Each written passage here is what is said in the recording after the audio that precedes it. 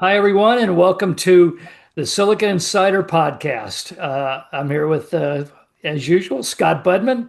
Hi, Scott. How are you? Good, Mike. Thank you. How are you? Good. Kind of an interesting week. Tomorrow is going to be a Friday. Is going to be a very interesting day because that's when the clock ticks down on the tariff deadlines. Let's, well, Mexico. It may be. A lot of people are looking at tomorrow, and by the time you're all listening to this, it's going to be days past. But much like they look to Liberation Day, and then all the pauses kicked in, and even in putting together earlier today the pre-tariff story, we had yet another big pause with Mexico, and so economists tell me this is going to take some time to play out. There's no one big day. And so there's no one day when we'll all of a sudden be in tariff world. We're already in it. We're just not as far in it as eventually we're going to have to be. Yeah, I think last weekend was the kind of the capstone day on this next round with the EU. I think that was a very important moment for whatever it means long term. Um, yeah, Mexico, they've decided to extend Mexico's time, and that's probably to, you know, maintain the North American Free Trade Agreement. I mean, we went to an awful lot of work to tie Canada and the US and Mexico together. And we have a massive, presence now down there just south of the border with all the factories and everything. If you want a pacemaker, you want this thing to get resolved. So that's going to take a little while. And then China. And heaven knows how long China's going to be. But so apparently there's just some technical details to be worked out. We'll see if that's really the case. So that's that. What is your interim postmortem on this? Did Trump's a riverboat gambler? Did he really expect he was going to get those high tariff numbers that he initially stated, or was this actually where he was going to get all the parties down to 10 to 15%? It's hard to know. We had the original tariff push, which led to a big drop on the stock market. And then Hmm. all of a sudden he pulled back. And he's had cover because of, frankly, the tech industry and AI. We've had Yeah. tremendous earnings. We've had some IPOs. We've had now $4 trillion companies, not to mention other multi-trillion dollar companies. Because of the strength of tech, these tariffs are not moving the stock market as much as they were. And so he's gotten some cover because of that. And he really, I think, has tech to thank if this tariff plan is going to go anywhere. Because remember, it hasn't really gotten established yet. Yeah. But meanwhile, the economy and the stock market has stayed strong because of tech stocks. Yeah. A lot of people are, even some people are changing their mind, going, maybe he knew what he was doing on this. Other people are saying, no, the worst is yet to come.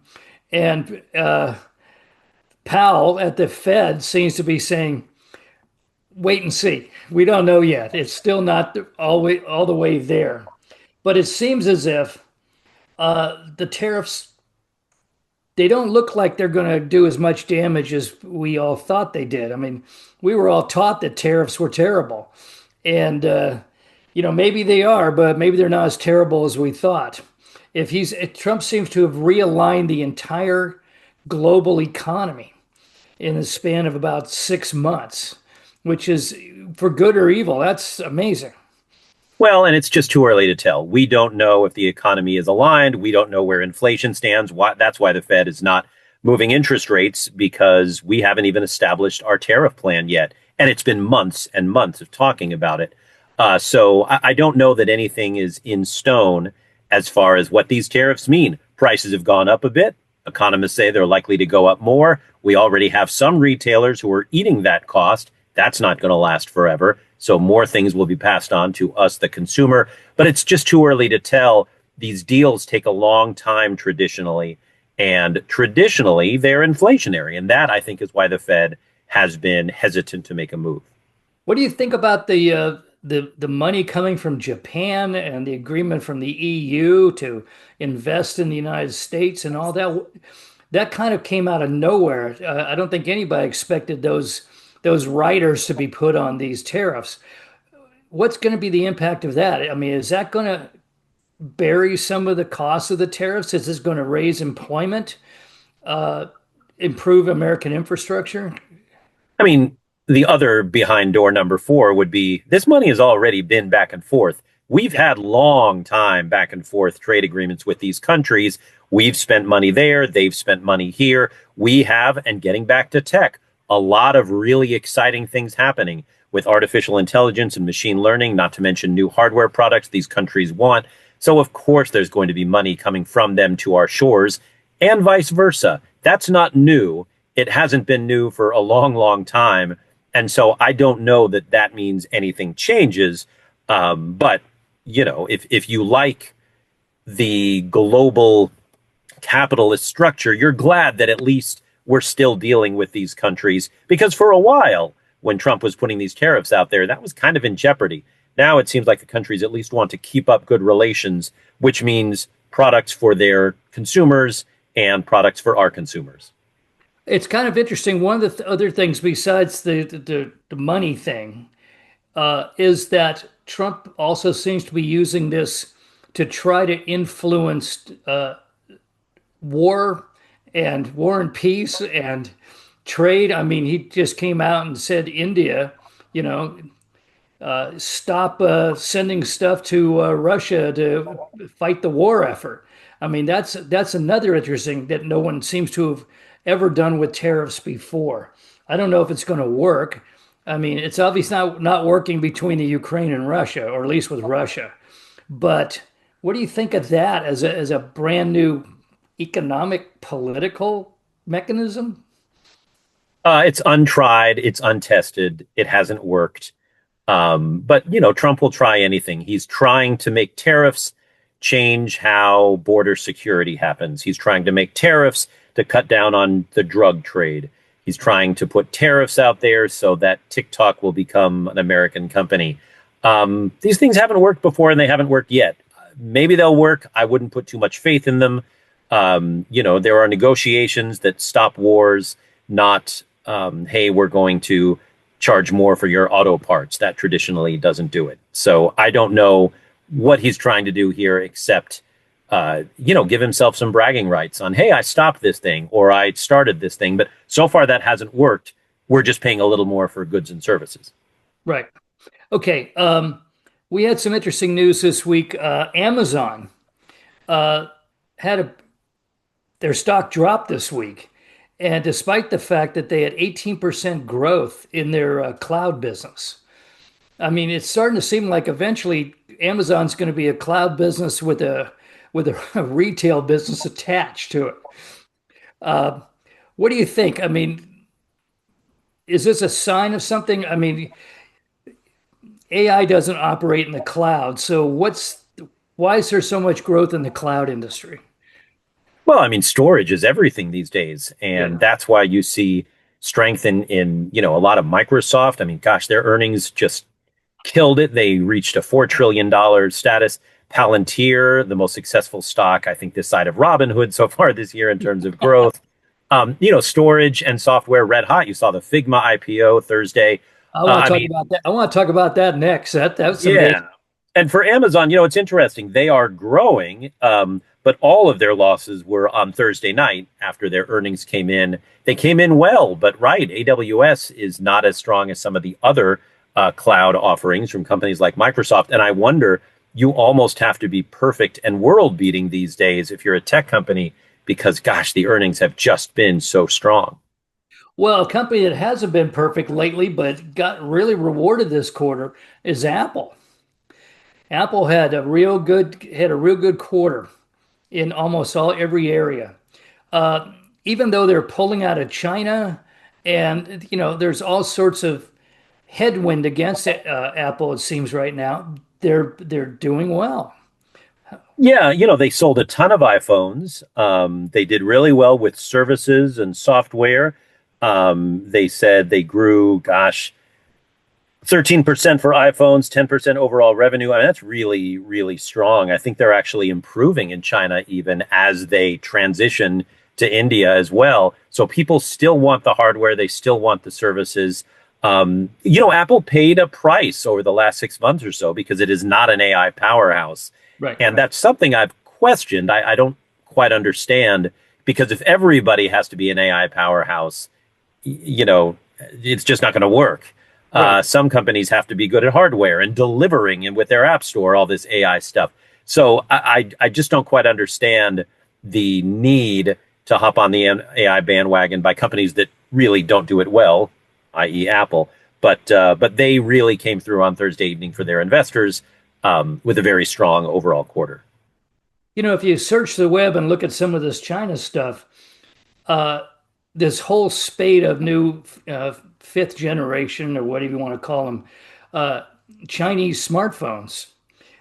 People are finally getting a hold of them and using them, and they realize they have underpowered chips. I mean, Apple actually looks better now than it did vis-a-vis those competitors a year ago, and that may be why sales are climbing again in China.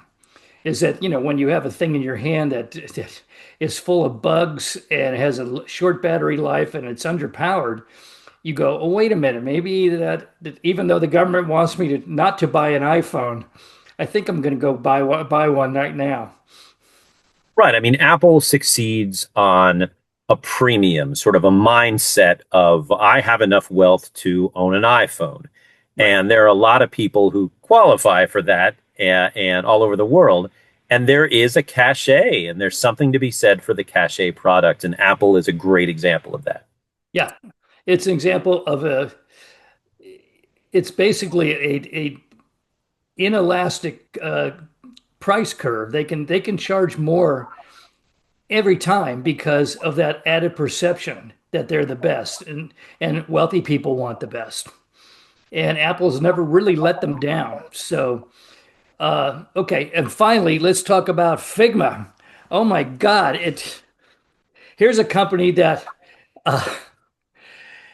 it wasn't going to be bought by, it was going to be bought by Adobe, Adobe. right? Yep.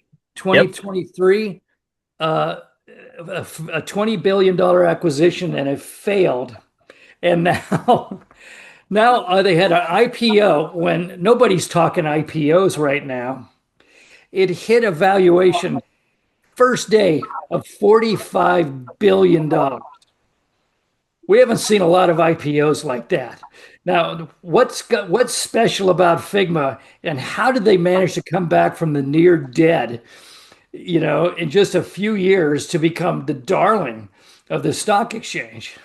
Well, I mean, just a couple of things. It was never nearly dead. The $20 billion deal with Adobe was scrapped because, the federal government said it's a little anti-competitive. It's too much design software in one place. And that kind of makes sense. I mean, Adobe is already gigantic. Figma was already successful.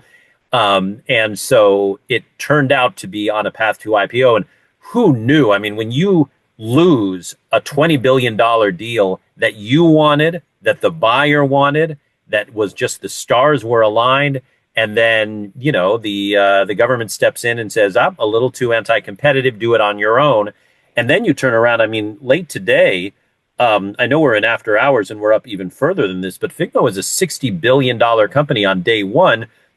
That's triple what Adobe was told you could not buy it for. So this was a company that bided its time, was patient, Yeah. and kept up the strong numbers, and was wow, really, really richly rewarded. Um, I wonder, we keep seeing some of these IPOs, whether it's Circle or Reddit, and they do well, and you think, maybe this will be the catalyst. Yeah. And then That there's was my quiet. next question. Does this augur something, a return of the IPO? I mean, you wonder, we keep saying that and we keep being proven wrong. But Yeah. in this, in the other companies, it was just they bided their time, they went out and they were hot and people wanted them and they did really well. Reddit continues to soar past its IPO value. Circle, which for goodness sakes, it's a stable coin company, and yet it's still doing well. Reddit Crypto had is a red great hot. Reddit had a great week too. Yeah, they had good earnings. And in Figma's case, I wonder if the occasional company, because the default when you're not going public is, well, maybe a company will buy us for tens of billions of dollars and make everybody rich. Maybe that default becomes, well, what if we do it on our own in the public market and go IPO? Again, I hesitate to say this one is the catalyst because we're wrong, it seems consistently. But this was a really interesting buyout to IPO that did much, much better, at least on day one scenario. Well, I hope it is I hope it is an indicator of IPOs to come because I'm getting tired of companies with hardworking employees getting bought and not really getting the reward of going public and creating new competitors out there. Right. There's something about an independent company that is good for, consumers because it's more competition. I mean, Yeah. Adobe and Figma, I understand they work together and all that, but the fact that they're separate entities and can kind of go at it in the market, I think is better for the consumer. Okay, well, finally, speaking of burying your buying your competition, Meta, which is quite notorious for hoovering up every successful competitor, their earnings are tomorrow. They were on Wednesday. Well, they're on Wednesday. And how'd they do? They gained in a single day and after hours trading $170 billion, a 10% pop. They blew it out of the park. And so much for, well, the metaverse or whatever. The metaverse still, by the way, is losing billions of dollars. Yeah. Meta is making so much money that they are just same day on Wednesday evening that Microsoft came out. Meta came out and its stock was just up something like $80 a share. It was stunning. Why? I mean, the revenue that these guys are cranking out with the social media, and I think maybe even, I just don't know. The whole Llama model is sort of it's open source AI, and that's sort of Meta's thing, but it is a cash factory between Instagram and Facebook and WhatsApp, and people sort of aren't paying attention to that because they're all distracted by AI and what that means. And meanwhile, and you can say the same thing about Google, just cranking out the ad revenue and doing so very successfully. And I mean, it's just a staggering amount of money. And even Zuckerberg in the call was like, hey, we can afford to pay these outrageous bonuses because Yeah. we're making so much money. And they really are. And still invest billions in the metaverse. I mean, you almost wonder how long that's going to last, but the shareholders are no longer angry. Remember, they were angry when Meta stock was $90. Yeah. Now Meta stock is pushing 800. They're less angry, and that's how it goes. I would assume so. Yeah. Don't any of these companies show sign of maturity? I mean, but traditionally, Valley companies, the hottest ones, would eventually peak. And yet Meta doesn't seem to be peaking. Nvidia doesn't seem to be peaking, obviously. Google isn't. Even Microsoft, which is 40 years old. When HP was 40 years old, it was an old company. I mean, there is something to be said for the ability of these guys to pivot because you're right. Microsoft and Apple, now that HP has moved aside, they're the oldest of the old, Yeah. and then you have companies like Meta, they're mature, Salesforce, NVIDIA, these companies have been around a while now, and they're still pivoting to what's hot and making a lot of money. And it's just, I guess, a credit to their leadership. I mean, look at the difference between AMD and Intel, but you still throw Broadcom in there. I mean, goodness, MicroStrategy has gone all Bitcoin all the time, and that's a company that's been around for decades.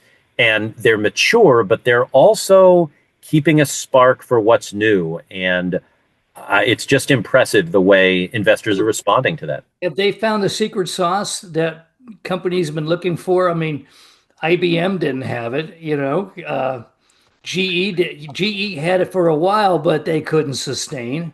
And these companies are getting as old as those companies were when they were at their peak. Yeah, maybe AI is the fountain of youth. I mean, IBM struggled for a long time, but they just hit an all-time high because they're in the AI game. And so when you are able to bathe in that fountain of youth, it gets rid of a lot of wrinkles, apparently. And you can actually use AI to get rid of your wrinkles. Yeah, it's like a Snapchat filter or something. Yeah. Okay. That's it for now. Uh, let you get on your way, Scott, and we'll see you all next week. You can watch Scott every night of the week on NBC Bay Area, and he's on Facebook and Twitter, X, And you can see me for one more week on the BBC before I move on to other venues. So take care and have a great weekend. Bye bye.